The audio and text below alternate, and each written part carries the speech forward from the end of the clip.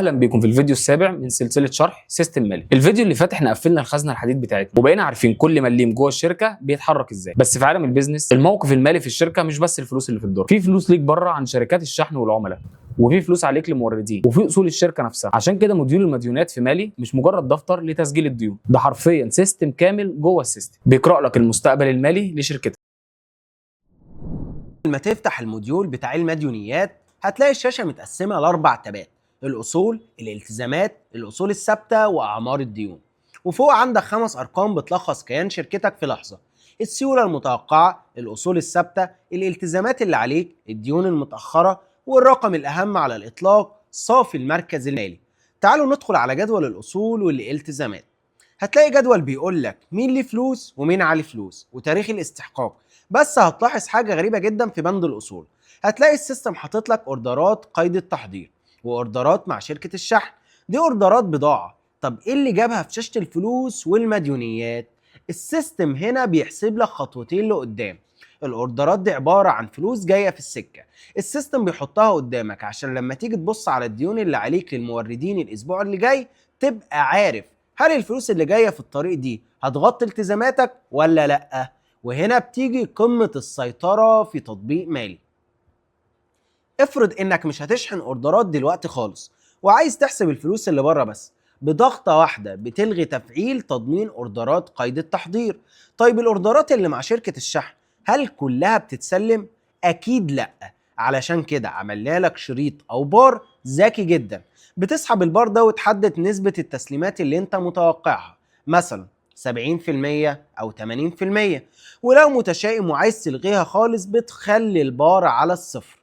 بمجرد ما تغير النسبة وتدوس حساب، رقم السيولة المتوقعة اللي فوق بيتغير في لحظتها. علشان كده اسمها سيولة متوقعة. انت اللي بتتحكم في كل سيناريو ممكن يحصل وبتبني قراراتك على أسوأ وأفضل الظروف. طيب لو عايز أضيف دين جديد ليا أو عليا أعمل إيه؟ بتدوس على إضافة قيد، بتكتب الاسم، المبلغ، ده ليك ولا عليك، وتاريخ استحقاق السلفة دي. وهنا تركة محاسبية مهمة جدا: في زرار اسمه التأثير على الخزنة. لو الدين ده فلوس طلعت كاش من درجك دلوقتي بتسيب الزرار متفعل علشان يسمع في موديول المصروفات. لكن لو دي مديونية قديمة بينك وبين مورد من قبل ما تشتري السيستم أصلا، بتلغي التفعيل علشان تسجلها كمجرد إثبات حق بدون ما تلخبط حسابات خزنتك الحالية. والسيستم في الباك اند ذكي جدا. لو المورد ده ليه عندك فلوس وانت ليك عنده فلوس، السيستم بيعمل مقصة اوتوماتيك ويطلع لك الصافي اللي هتدفعه بدون اي تدخل منك. ندخل بقى على الاصول الثابته: مكاتب الشركه، اجهزه الكمبيوتر، الكراسي، دي كلها بفلوس ومنتجات بتشكل راس مالك، بس انت مش جايبها علشان تبيعها للعملاء. فبكل بساطه بتسجلها من اضافه اصل ثابت، بتكتب اسمه، تاريخ الشراء، اشتريته بكام، وقيمته الحاليه كام.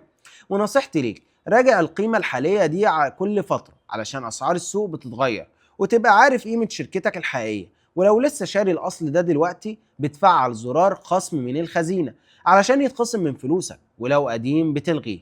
نيجي لتابة اعمار الديون، ودي المرايه اللي بتقسم لك الديون في تصنيفات علشان تعرف ايه اللي لسه جديد وايه اللي عدى المسموح بيه وايه اللي بقى خطر. ولو في مديونيه متاخره عن تاريخ استحقاقها، السيستم بيجمعها في كارت الديون المتاخره. والاقوى من كده انه بيبعت لك اشعار نوتيفيكيشن ينبهك ان فلان ميعاد سداده فات علشان مفيش مليم يتنسي. نختم بالرقم اللي كل ده بيصب فيه: صافي المركز المالي. الرقم ده بيحسب لك السيولة المتوقعة ناقص الالتزامات اللي عليك. وهتلاحظ ان السيستم ما بيدخلش قيمة الاصول الثابتة في الحسبة دي تماما، وده قمة المنطق المحاسبي.